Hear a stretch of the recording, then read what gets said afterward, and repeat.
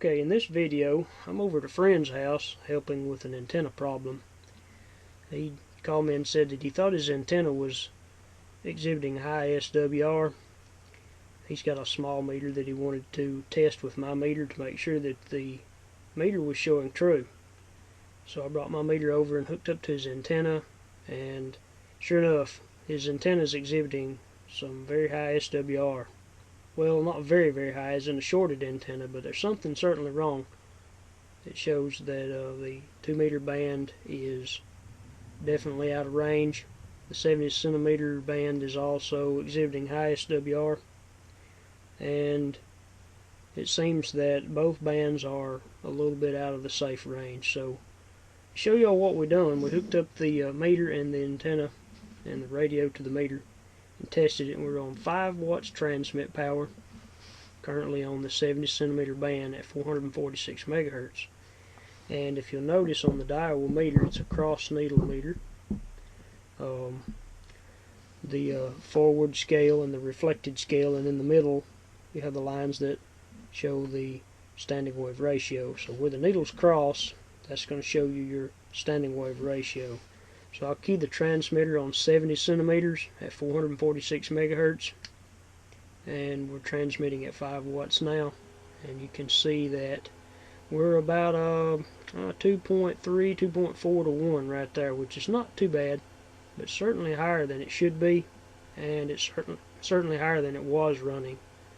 So we've got 6 watts out and about almost a watt back in. Definitely too much, definitely more than it was. So that's on the 70 centimeter side. Let's switch over and key the transmitter on 2 meters. So I switched over to the 2 meter frequency on 146.52, and we'll key the transmitter here, and you can see what the meter is showing on 2 meters.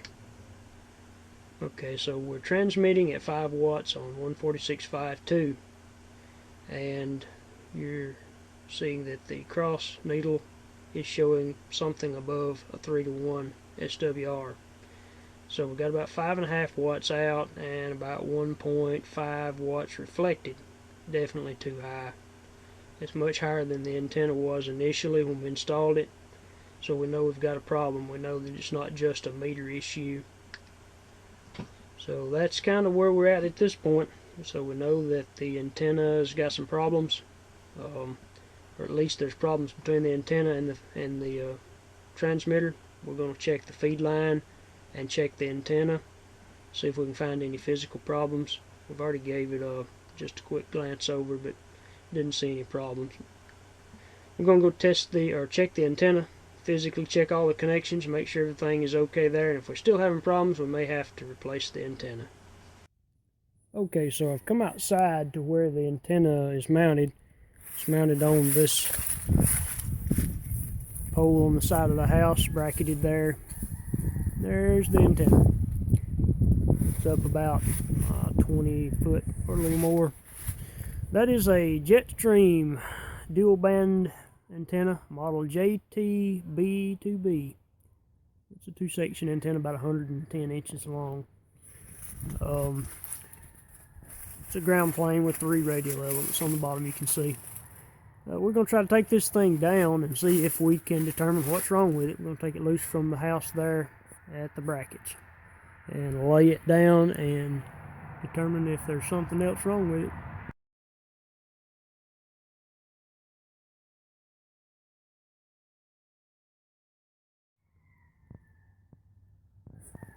Okay, so we checked the feed line coming out to the antenna. Couldn't find anything wrong with feed line, the connections, or the antenna itself. We've disassembled or removed the antenna from the pole. You can see we had it over there at the house. We've removed the antenna and can't really find anything wrong with it. Kind of suspecting there may be water in the antenna, or possibly something broken. Maybe the radiating element's broken. Not sure, but this is the one we've taken down. And there's an identical antenna. It's a spare antenna. We know it's good. It's a known working antenna. We're going to put it in its place for now so that it can still have his antenna up and run his radio while we look into the problems with this one. So that's what we're about to do. We're going to install this one in its place. Alright, so I'm back in the shack now. We've replaced the original antenna with a spare antenna that was identical to the one we took down. Don't know what's wrong with the old one, but something's certainly wrong. This one, I just checked it, and it exhibits much better SWR. I'll show it to you. On the 2-meter band, we're transmitting with approximately 5 watts. So we've got about 5 watts out and about 2/10 of a watt reflected for about 1.5 to 1 or a little less.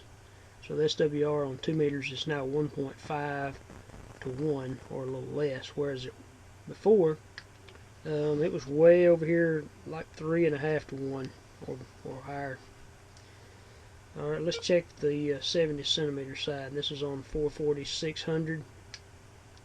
So it's about almost 6 watts output and less than 2/10 of a watt output for about a 1.3 to 1 SWR. So you can see that this antenna is performing much better. Something's definitely wrong with the other antenna. Don't know for sure yet. I'm going to take it apart and see what we can find out. There may be water inside. There may be a bad connection.